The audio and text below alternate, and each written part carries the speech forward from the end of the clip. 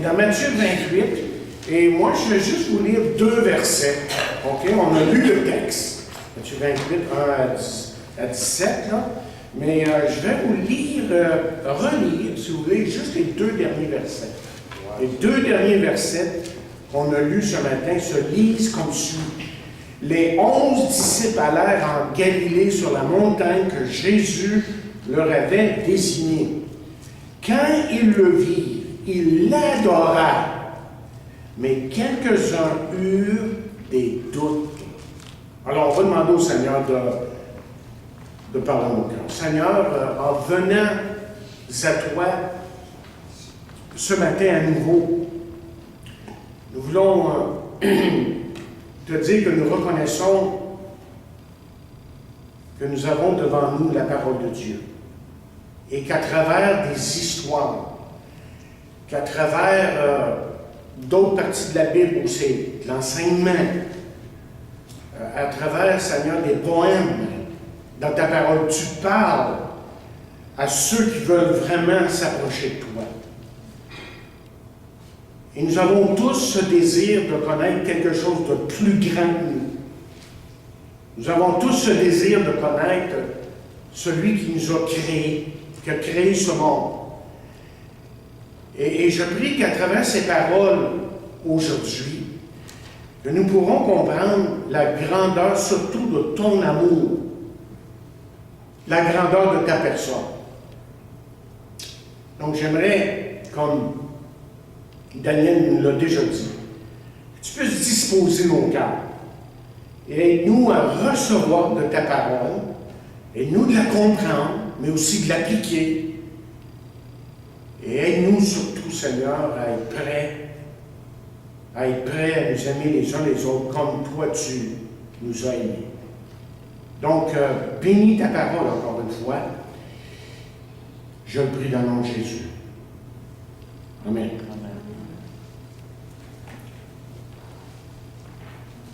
Je pense qu'on peut dire qu'il y a beaucoup d'églises aujourd'hui qui sont remplies le jour de Pâques. Surtout, elles sont remplies le jour de Pâques. Parce que pour bien des gens, Pâques, c'est quelque chose d'important. C'est quelque chose qui a une certaine signification quand même. Pâques, pour beaucoup de gens, est spécial parce que c'est un temps pour la famille. C'est le repas spécial, c'est une maison pleine de gens, les robes et les habits neufs. Et pour d'autres encore, c'est un temps pour des événements spéciaux. Chasse aux œufs de Pâques, des chocolats provenant du lapin de Pâques, et évidemment des rencontres avec des amis qu'on n'a pas vus depuis fort longtemps. En disant tout ça, j'espère que vous réalisez que Pâques, c'est beaucoup plus que ça. Que Pâques est un jour capital dans l'histoire de l'humanité. C'est le jour où la mort a perdu son aiguillon, c'est-à-dire sa force. Et c'est le jour où la force que vous et moi avons besoin, dans un temps d'épreuve, est là, lorsque nous comprenons vraiment la signification de la résurrection de Jésus. Et comme on l'a chanté, c'est un jour où notre salut est encore plus réel pour nous. Et enfin, c'est aussi le jour où la vie au-delà du cimetière est confirmée et vérifiée avec un grand point d'exclamation. Je ne vous cacherai pas que depuis plusieurs années là, que je suis pasteur, que j'ai parlé souvent de la résurrection. Au moins une fois par année, dans un message quelconque, et des fois dans des études, évidemment. Et j'ai tenté à travers les années, évidemment, à convaincre les gens de l'authenticité de la résurrection. Qu'est-ce que je veux dire par ça? Que la résurrection a vraiment eu lieu. Que c'est quelque chose qui est écrit dans les annales de l'histoire. Et j'ai mis l'emphase sur les tombes vides, sur le témoignage des disciples, sur le manque de volonté des témoins à abjurer leur histoire, faisant face même à une mort certaine et horrible s'il ne le faisait pas. Et j'ai souvent parlé de la transformation des disciples. Et sur le manque aussi de toutes sortes d'explications alternatives, plausibles et acceptables concernant la résurrection.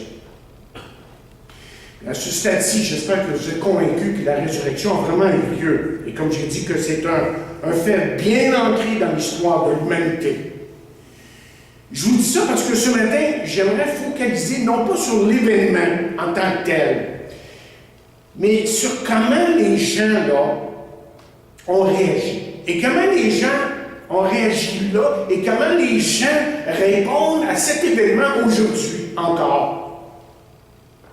Et au fur et à mesure qu'on va passer à travers le texte ici, j'espère que vous allez être capable d'identifier un peu votre réponse à la résurrection. Comment vous devriez, vous, en tant qu'individu, répondre à la résurrection. C'est pas banal, ça, là, la résurrection. Il y a bien des gens qui essaient de passer à côté. Mais c'est pas banal. C'est quelque chose d'extrêmement important qui est arrivé. Alors, comment est-ce que les gens ont réagi? D'abord, je vois dans le texte ici la peur. Première chose que je remarque, c'est la peur. En Matthieu 28, nous voyons que les gardes avaient peur, que les femmes avaient peur, et que même dans le texte, on voit que les dirigeants religieux là, qui avaient condamné Jésus à mort, ils avaient peur. Dans Luc, par exemple, Luc nous dit que lorsque les disciples ont vu Jésus, ils eurent peur. Ils pensaient que c'était, rappelez, un fantôme. Et pourquoi avaient-ils peur? On va essayer de comprendre. On va essayer de comprendre ce que la parole de Dieu nous enseigne. On va essayer de comprendre si, peut-être que vous et moi, si on peut s'identifier un petit peu à ça. Premièrement, ils étaient surpris. Ils ont été tout simplement surpris. Je veux dire, si quelqu'un vient derrière vous et vous touche sur l'épaule, en arrière, là, vous allez peut-être faire un saut si vous ne voyez pas la personne, évidemment. Et les disciples et les autres qui l'avaient suivi furent surpris ce matin-là. Disons simplement que l'apparition de Jésus les a fait sursauter. Ça les a surpris. Deuxième chose, je pense qu'ils étaient prudents. Essayez de rentrer un peu dans ce qu'ils avaient vécu, eux autres-là. Hein? Rappelez-vous que ces hommes-là qui avaient suivi Jésus pendant 3 ans là, étaient profondément blessés. Parce que Jésus est mort sur la croix. C'est comme si leur rêve s'était dissipé. Ils avaient mis tout leur espoir en cet homme-là, Jésus. Puis là, tout d'un coup, il part. Il n'est plus là. Et peut-être avait-il peur de croire qu'il était à nouveau vivant. De peur que la douleur ne revienne encore avec plus de force. Il faut comprendre qu'ils ont une certaine crainte. Et troisièmement, je pense qu'ils étaient tout simplement dépassés par les événements. Ils étaient dépassés par les événements. Je ne sais pas si vous avez déjà rencontré une personne qui était très connue. Peut-être un joueur de hockey professionnel, un grand musicien, un acteur, un auteur, un orateur favori. Et si oui, vous avez peut-être senti à ce moment-là, dans leur présence, là, que vous étiez quelque peu dépassé.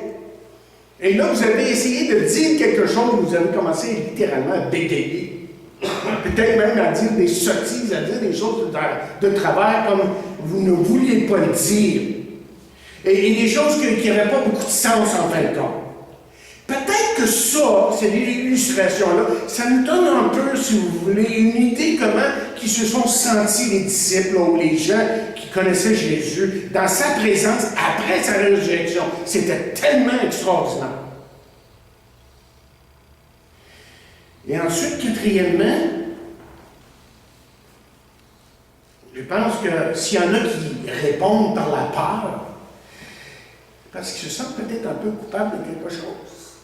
Ils se sentent peut-être un petit peu coupables de quelque chose. En tout cas, c'était le cas là, des gardes qui ont placé Jésus dans le cimetière et les dirigeants religieux qui, littéralement, se sont fait prendre la main dans le sac. Manière de dire les choses. Parce que vous allez vous rappeler, si vous avez lu un peu le procès de Jésus, et j'en ai déjà parlé dans le passé, on va sûrement y revenir un jour, que tout était organisé pour condamner Jésus et toutes les règles possibles, ce qui a trait à un procès en bonne et due forme dans ce temps-là, ont été brisées. Toutes les règles. Une des choses, par exemple, qu'ils ont fait qui n'était pas correcte, c'est qu'ils se sont rencontrés la nuit. C'est défendu, ça, selon la loi. Ils ne devaient pas se rencontrer la nuit, etc., etc. Alors, ils ont conspiré pour le faire mourir. Maintenant, imaginez pour un instant, ils sont là, je ne sais pas où, là, chez eux, peut-être dans leur salon tranquille. Évidemment, ils n'étaient pas intelligents, ils n'étaient pas dans ce temps-là. Ils étaient dans leur salon tranquille. Puis là, ils entendent parler que celui qu'ils avaient crucifié, celui qu'ils avaient enterré, mis dans le sépulcre, est vivant. Imaginez la réaction qu'ils ont dû avoir. Quelque chose avait changé. Et ils sentent en dedans d'eux-mêmes que les choses allaient changer. Et ça les dérangeait au plus haut point. Vous comprenez? Disons, ils parlent. Mais regardez bien ce que les dirigeants religieux ont fait.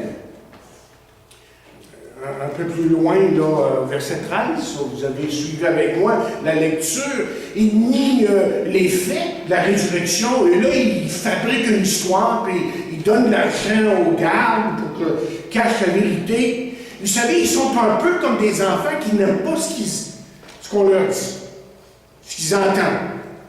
Et ces gens-là s'imaginent que s'ils se bouchent les oreilles, que peut-être que la vérité va disparaître. Mais elle disparaîtra pas. C'est ça l'affaire ici. Elle disparaîtra pas. Et aujourd'hui, les choses n'ont pas tellement changé, vous savez. Les gens développent des théories et de fausses explications, voire même fantaisistes sur la résurrection.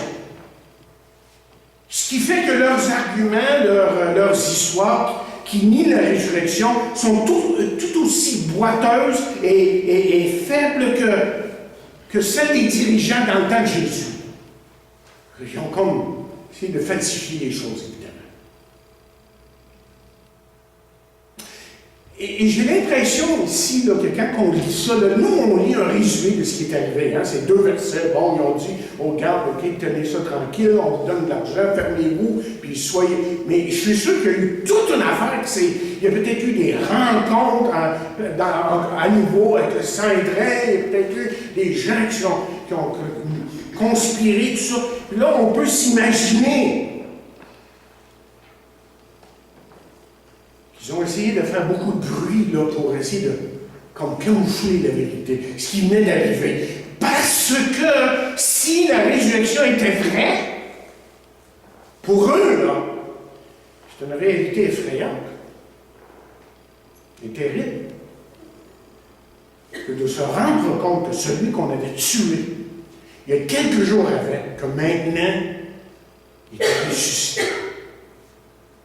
Alors, la première réaction que je vois ici dans notre texte et que les gens ont des fois face à la résurrection, c'est la peur. Mais il y en a un autre, c'est le scepticisme. Dans Marc 16, justement, on nous dit que lorsque Marie-Madeleine a dit aux disciples qu'elle avait, parce qu'il y en avait plus qu'un, hein, vu Jésus vivant, et la Bible nous dit que les disciples n'ont pas cru, tout simplement. Et plus loin, c'est Jésus lui-même qui reprend les disciples en leur reprochant de ne pas avoir cru.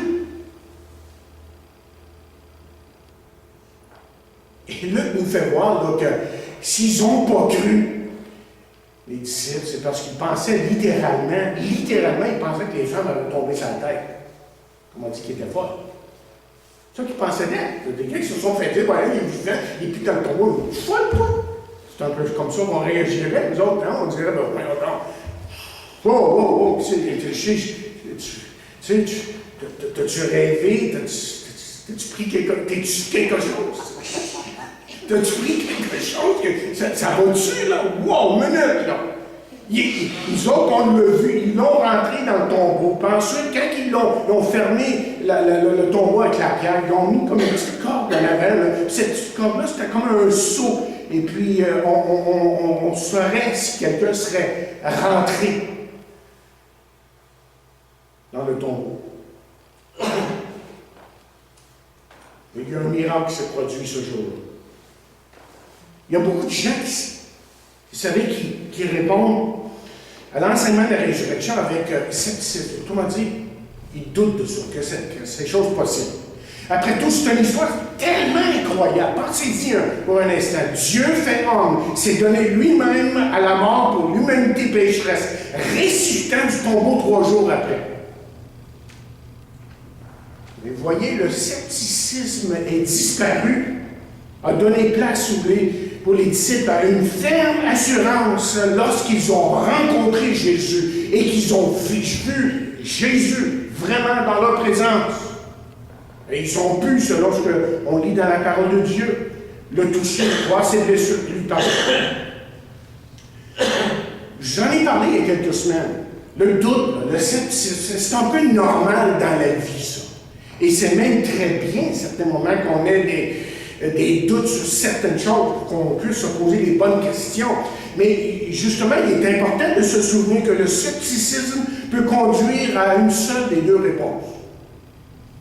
Soit une recherche de la vérité ou une résistance aux choses qui est vraies, qui sont vraies. Et moi, tout ce que je peux prier pour vous dire ce matin plutôt, c'est que si vous doutez le moindrement de la résurrection de Jésus-Christ,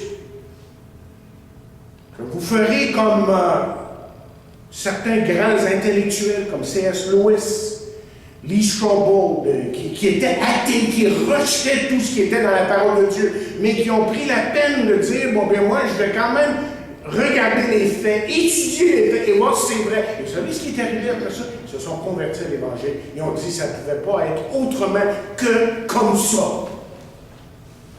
Et ces hommes-là sont devenus des grands défenseurs de l'Évangile de Christ, de la parole de Dieu. Mais je peux vous dire que pour ma part, cet examen m'a conduit à une acceptation totale de la vérité et de la validité, je devrais dire, du témoignage de la résurrection. Et je prie que vos recherches vous conduisent au même résultat. Alors, la deuxième réaction qu'on voit, c'est le scepticisme. Il y a des doutes. Mais troisièmement, qu'est-ce qu'on voit comme réponse à la résurrection? C'est la joie et l'adoration. Parce que Matthieu nous dit que les femmes étaient remplies de joie. Et Luc nous dit que les disciples ne crurent pas ce qu'elles disaient, ce qu'elles avaient raconté. Comme j'ai dit tantôt, pour eux, c'était des rêveries, pas plus.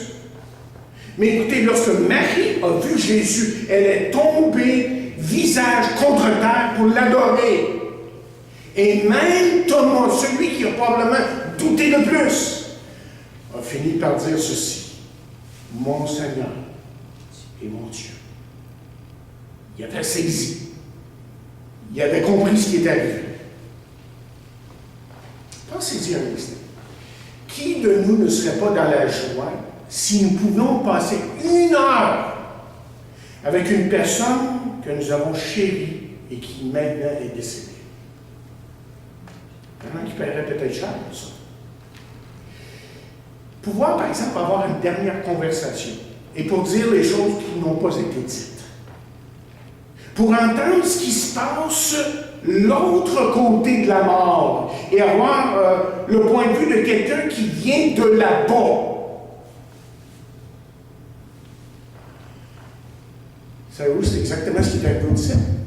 C'est exactement ce qui est arrivé aux disciples. Ils ont eu ce privilège de rencontrer quelqu'un qui était mort et qui est ressuscité, qui est allé dans l'au-delà et qui est revenu et qui leur a dit tout ce qui était là. Il l'avait déjà dit, mais là, ça s'est réaffirmé. On ne faut pas être surpris qu'ils étaient dans la joie et l'adoration lorsqu'ils ont vu que c'était réel. Il ne fallait pas en douter pour un instant que ça serait leur réaction, eux qui, avant sa mort, avaient mis leur espoir en lui. Mais là, je vais aller un peu plus loin avec vous parce que je veux que vous compreniez que cette joie et que toute cette adoration-là était demeurée, devenue extrêmement profonde. Même après que Jésus, parce que Jésus n'est pas resté, il est parti après 40 jours, on sait, hein? On parle de son ascension, on en parlera de ça. Mais après que Jésus les eut quittés pour retourner au ciel, savez-vous quoi? Leur joie n'a pas diminué. Ils avaient réalisé que celui qu'ils avaient aimé était Dieu fait homme et que celui-ci avait ouvert la porte des cieux pour eux. Maintenant, ils savaient qui il était et avaient la pleine certitude, je dirais, la pleine certitude de le revoir un jour. Ce qui fait, essayez de me suivre ici, que toute leur vie, à partir de maintenant, dans ces moindres détails, était changée. Ce qui veut dire que la joie leur a donné une confiance dans l'adversité, leurs travaux journaliers, dans leurs relations. Leur vie n'était plus contrôlée par les derniers gadgets, ni par leur habileté d'obtenir quelque plaisir que ce soit. Et leur joie même, leur joie intérieure n'était pas contingente ou conditionnelle à leur succès personnel. Mais leur joie, chers amis, était ancrée dans la personne qui était ressuscitée et qu'ils voyaient face à face. Et ce qui fait que ces hommes-là, quand on lit les Actes des Apôtres, vous voyez les hommes qui, après avoir vu Jésus, rencontré Jésus, et passé 40 jours avec lui, se lèvent debout, se mettent à prêcher l'Évangile avec certitude. On ne prêche pas l'Évangile et on ne meurt pas pour l'Évangile pour quelque chose qui n'est pas vrai. C'est pas vrai. Parce que c'était vrai. Ils l'avaient vu de leurs yeux, ils savaient que Jésus était vivant. Et que ce Jésus qui avait fait des miracles et qui avait transformé la vie de multiples personnes qui étaient venues à lui, il pouvait le faire encore. Et c'est ce qui est arrivé, évidemment. Et ça, c'était leur réaction. Adoration, joie. Mais il y a une autre réaction, évidemment, qui est moins fun, si je peux dire ça comme ça. Laissez-moi vous suggérer cette réaction. Je pense que la réaction la plus commune aujourd'hui, probablement même dans ce temps-là, c'est l'indifférence. On s'en fout carrément que Jésus soit ressuscité. Vous savez pourquoi? Parce qu'on ne comprend pas ce qui est arrivé. C'est ça qui est triste. Et il y a des gens qui passent toute la journée de Pâques là, sans vraiment penser à Jésus. Peut-être qu'ils vont même à l'église, peut-être qu'ils entendent l'histoire, mais vous savez, ils ne mettront jamais leur confiance en lui, en celui qui est ressuscité. Ils ne mettront jamais leur confiance en celui qui est ressuscité et qui veut devenir leur sauveur et leur Seigneur. On aime la cérémonie religieuse qui se produit ce jour-là, mais l'intérêt pour les choses de Dieu sont plutôt plus ou moins mitigés, c'est-à-dire qu'on est plus ou moins intéressé à ça.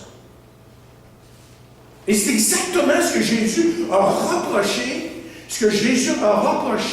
aux religieux de son temps. Imaginez, ce n'était pas aux gens communs qui faisaient ce reproche-là, mais c'était souvent aux religieux. Des hommes qui, justement, avaient une apparence extérieure très religieuse, mais qui n'étaient pas vraiment intéressés à connaître les choses de Dieu. Tout ce qu'ils étaient intéressés à faire, c'était de suivre leur religion et d'imposer les lois de la religion. Mais vous savez, aujourd'hui, la majorité, une bonne majorité des gens sont indifférents à Pâques parce qu'ils sont distraits par autre chose. Il y a tellement de distractions aujourd'hui.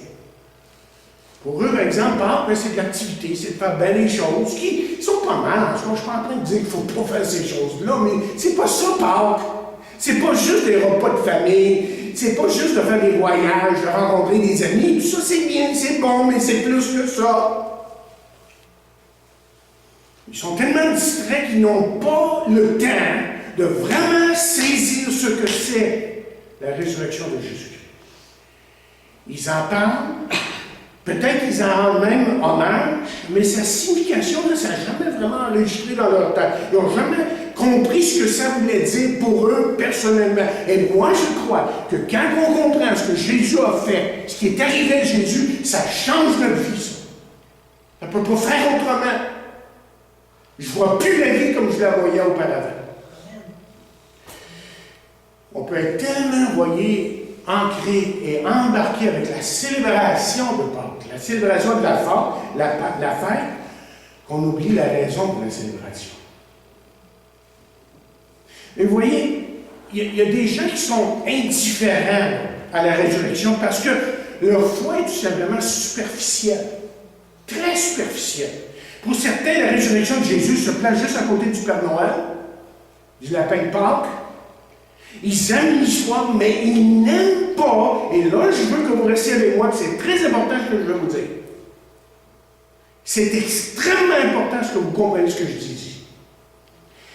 Ils n'aiment pas les implications de la résurrection. Parce que si vous croyez à la résurrection, il y a des implications dans ça. Et vous devez faire face à ces implications-là. En somme, certains ne veulent pas réellement accepter la résurrection comme étant une réalité historique, parce qu'ils savent, chers amis, que si Jésus est réellement ressuscité, ils devront, et vous devrez, faire face à des réalités personnelles. Est-ce que vous saisissez ce que je suis en train de dire ici? C'est pour ça que j'ai dit dès le début que la résurrection, ce n'est pas juste un événement parmi d'autres événements. La résurrection de Jésus-Christ, c'est tellement important. Et vous devez demander à Dieu de vous éclairer à savoir qu'est-ce que ça veut dire tout ça. Ça va changer votre vie. Ils devront justement abandonner la foi superficielle. Si Jésus ressuscité des morts, un choix s'impose. L'accepter comme sauveur et Seigneur ou le rejeter complètement. Et ils devront, si on croit à la résurrection, on comprendra que Jésus est le seul chemin vers la vie éternelle. Oh, c'est vrai que les autres croyances, que les autres religions ont de bien bonnes choses à dire sur la vie, sur la moralité, mais Jésus est le seul qui a prouvé ce qu'il revendique. Et Jésus a dit, « Je suis le chemin, la vérité, la vie. Nul ne vient au Père que par moi. » Et en plus, si on reconnaît ce que ça veut dire la résurrection, ça veut dire qu'il va falloir se repentir. Ça veut dire qu'il va falloir changer d'idée sur la vie, sur la façon que je mène ma vie et vraiment venir à Dieu. Mais vous savez, beaucoup de gens ne veulent pas conjuguer, avec ces choses, ne veulent pas les considérer sérieusement parce que dans leur tête, eux, l'ignorance, comme quelqu'un a dit, c'est la félicité. Touche bien de rester ignorant, de cette façon-là, ça m'implique en rien. Mais ils croient qu'ils peuvent éviter ces choses. Ils peuvent aussi éviter les implications de ces questions. Chers amis, il est possible, même, on peut aller même un peu plus loin, il est même possible d'être en accord avec la résurrection et dire oui, c'est bien, j'accepte que Jésus est ressuscité, mais sans vraiment s'engager envers Jésus-Christ. Et ceux qui pensent comme ça, mais sont victimes de ce qu'on peut appeler une supercherie spirituelle et mentale. Ça veut dire que tu t'es fait avoir. Tu t'es fait avoir par celui que Jésus appelle lui-même le Père des menteurs. Lui veut te faire avoir. C'est pas important ce que tu penses de Jésus, mais si tu acceptes qu'il est mort pour toi sur la croix ou qu'il est ressuscité, c'est pas important. Tu y penseras quand ce sera le temps. Lui veut te faire croire que c'est pas important. Et pourtant, c'est capital.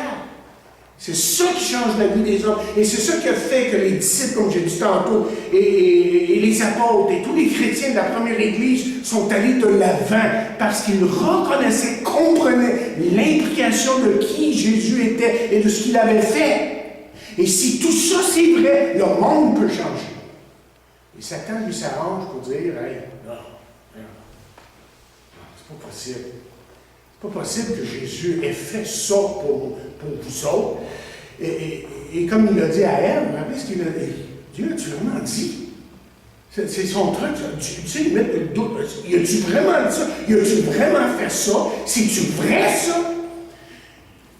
Et malheureusement, on tombe dans son piège. Et on continue la vie comme si rien n'était. Et pourtant, la Bible dit ceci: prépare-toi à la rencontre de ton Dieu. Un jour, on aura tous à rencontrer. Et vous serez devant la question: qu'est-ce que tu as fait de Jésus? Vraiment. Alors, la question avec laquelle je vous laisse ce matin est celle-ci. La résurrection, comment y répondez-vous, vous? Est-ce que vous l'évitez tout simplement?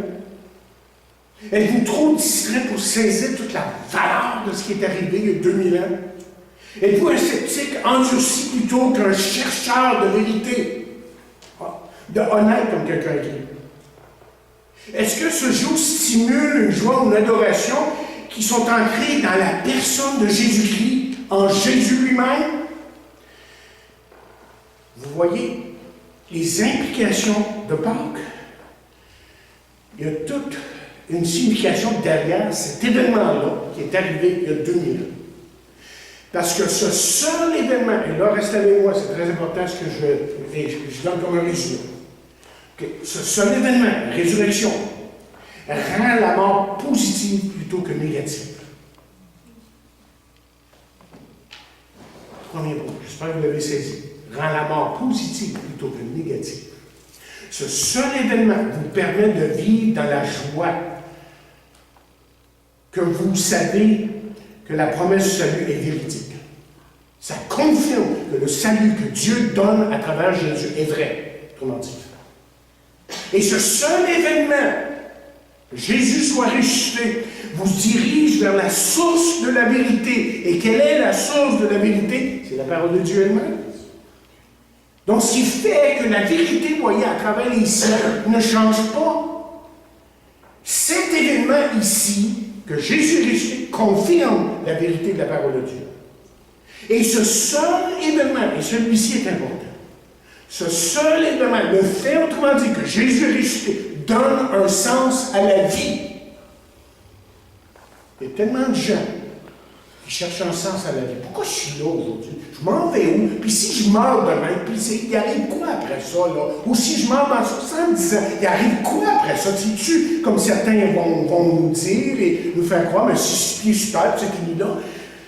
C'est pas ça que la Bible enseigne, et j'aimerais mieux mettre ma foi en Jésus qu'en dans les dires et les oui-dire de toutes sortes de monde autour de moi, parce qu'on n'a jamais pu trouver en Jésus une occasion où il a même essayé de tromper les gens, ou de dire quelque chose qui était faux.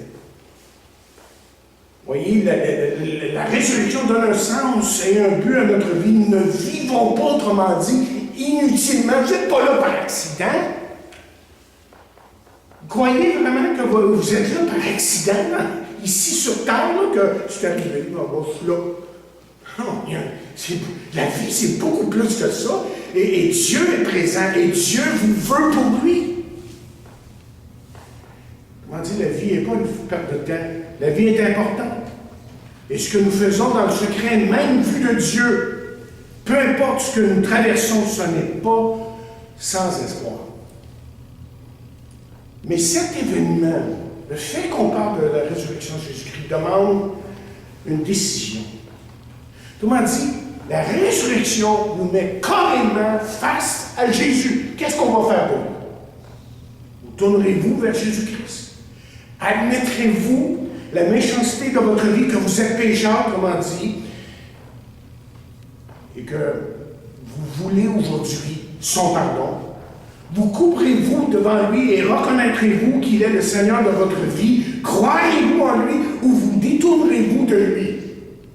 Répondrez-vous, autrement dit, comme les disciples ou comme les dirigeants religieux?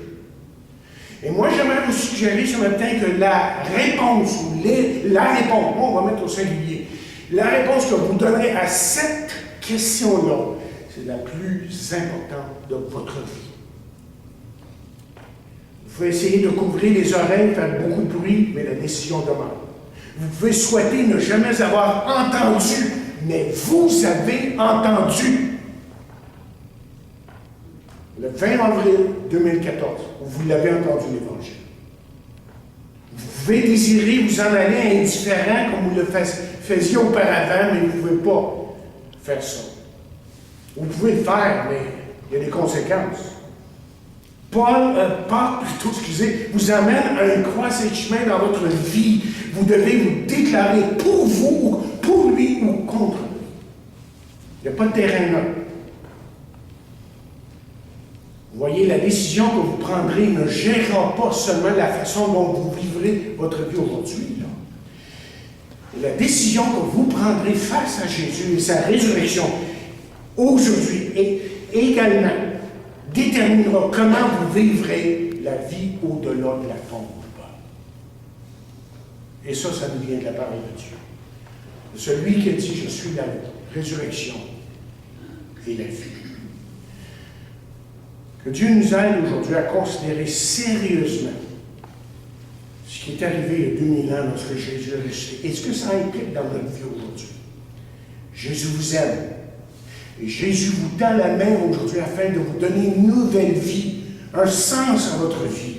Jésus vous tend la main pour que votre vie puisse complètement changer, que vous puissiez découvrir réellement, véritablement, son amour et son pardon. Amen.